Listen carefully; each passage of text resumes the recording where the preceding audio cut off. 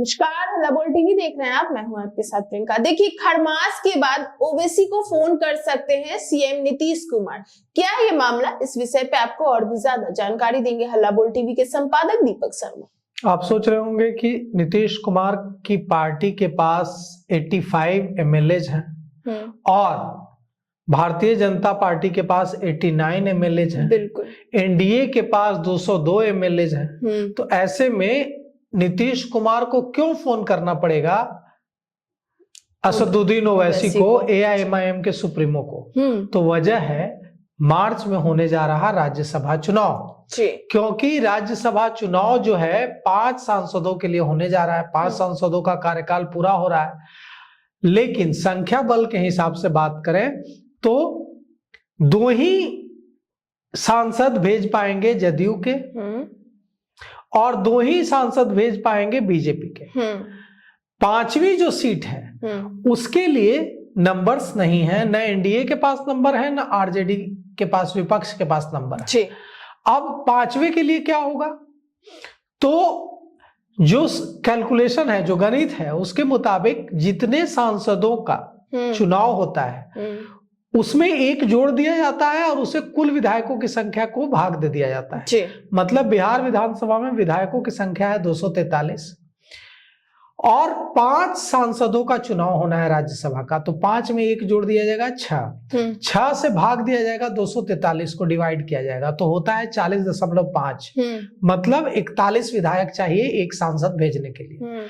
तो बीजेपी पूरे आराम से 2 सांसदों को राज्यसभा भेज लेगी, जेडीयू पूरे आराम से 2 सांसदों को राज्यसभा भेज लेगी। लेकिन 5वीं सीट के लिए अगर सारे एनडीए के एमएलए मिल भी जाए तो 3 विधायक कम पड़ रहा है। और दूसरी तरफ अगर महागठबंधन की ओर देखें तो अगर सारे विधायक मिल जाए तो 35 होते हैं। मतलब उनको कम हो रहे हैं 6 विधायक उनके कम पड़ रहे हैं और इधर कम पड़ रहे हैं 3। तो ओवैसी जिसे समर्थन देंगे वो पार्टी जीत जाएगी। मतलब उसके 5वें सांसद चले जाएंगे राज्यसभा। अगर ओवैसी समर्थन दे देते हैं महागठबंधन को, तेजस्वी यादव को, कांग्रेस को, तो इनका 1 राज्यसभा सांसद चला जाएगा 5वां। और अगर ओवैसी समर्थन दे देते हैं नीतीश कुमार की पार्टी को तो नीतीश कुमार के 1 सांसद 5वें चले जाएंगे। मतलब नीतीश कुमार के 3 सांसद चले जाएंगे। अगर वे ओवैसी भारतीय जनता पार्टी को समर्थन देते हैं तो भारतीय जनता पार्टी के 3 सांसद चले जाएंगे। कुल मिलाकर के किंग की भूमिका में, किंग मेकर की भूमिका में, किंग मेकर की भूमिका में असदुद्दीन ओवैसी हैं राज्यसभा चुनाव में 5वीं सीट के लिए। अब सवाल उठता है कि असदुद्दीन ओवैसी से अगर नीतीश कुमार सपोर्ट करने के लिए कहें तो क्या वे करेंगे? बिल्कुल करेंगे। क्योंकि हाल ही में सीमांचल में एक जो उन्होंने धन्यवाद देने के लिए, शुक्रिया सीमांचल के लिए जो उन्होंने कार्यक्रम किया था, उसमें एआईएमआईएम के सुप्रीमो हैदराबाद के सांसद असदुद्दीन ओवैसी ने साफ कहा था कि हम नीतीश कुमार को समर्थन देने के लिए तैयार हैं, बशर्ते नीतीश कुमार सीमांचल के विकास के लिए और ज्यादा योजनाएं लेकर आए। बिल्कुल। तो जब नीतीश कुमार सरकार को समर्थन देने के लिए तैयार हैं ओवैसी, तो अगर नीतीश कुमार समर्थन मांगेंगे तो राज्यसभा सांसद के चुनाव में क्यों नहीं ओवैसी की पार्टी के 5 विधायक समर्थन देंगे? बिल्कुल देंगे। ऐसे में अब सवाल उठता है कि 5वीं सीट फिर किसके पास जाएगी? 5वीं 3 जाएगा जदयू का या 3 जाएगा बीजेपी का? अगर नीतीश कुमार के कहने पर ओवैसी समर्थन देंगे तो नीतीश कुमार चाहेंगे कि उनके 3 सांसद जाएं। लेकिन भारतीय जनता पार्टी की प्लानिंग तो दूसरी है। भारतीय जनता पार्टी चाहती है कि उनका जाए तीसरा राज्यसभा सांसद, क्योंकि भारतीय जनता पार्टी के विधायकों की संख्या भी जदयू के विधायकों से ज्यादा है। जदयू के 85 विधायक हैं, भारतीय जनता पार्टी के 89 विधायक हैं। तो अब सवाल उठता है कि क्या होगा इस मामले में?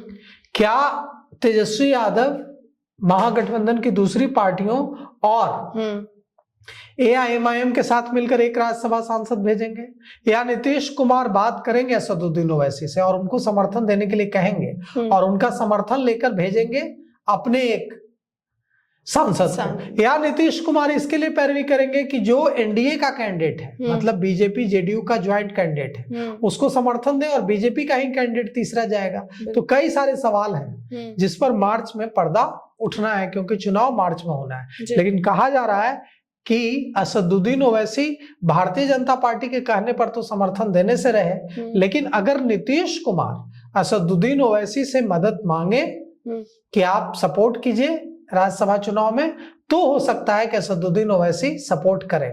लेकिन इसमें यह भी हो सकता है कि नीतीश कुमार को जरूरत ही ना पड़े असदुद्दीन ओवैसी को कॉल करने की, क्योंकि 3 ही विधायक कम हो रहा है, ज्यादा तो कम हो नहीं रहे हैं, 3 ही विधायक कम हो रहा है। और 3 विधायक तोड़ा जा सकता है। कैसे तोड़ा जा सकता है? बसपा के 1 विधायक है, वो सपोर्ट कर सकते हैं राज्यसभा चुनाव में।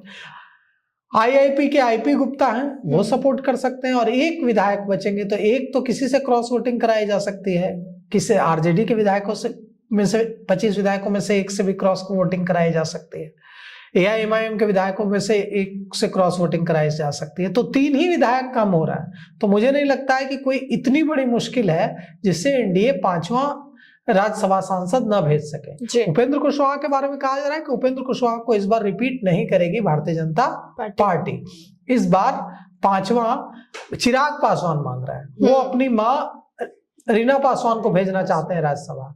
लेकिन भारतीय जनता पार्टी ने शाह देकर, पीठ ठोककर आगे कर दिया है जीतन राम मांझी को। जीतन राम मांझी विरोध कर रहे हैं, कह रहे हैं कि नहीं, अगर चिराग पासवान को मिला, हमको नहीं मिला तो हम इस्तीफा दे देंगे, सड़क पर उतरकर आंदोलन करेंगे, हम नहीं रहेंगे एनडीए में, मंत्री पद छोड़ देंगे।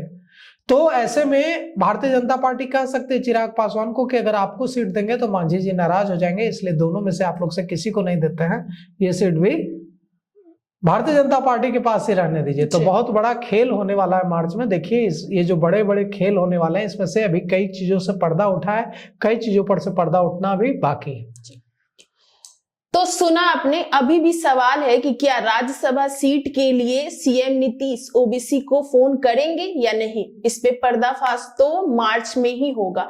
हालांकि इन सब को लेकर आपकी क्या राय है हमें कमेंट बॉक्स में बताएं। फिलहाल इस पेशकश में इतना ही। आगे की खबर देखने के लिए बने रहे हल्ला बोल टीवी के साथ। धन्यवाद।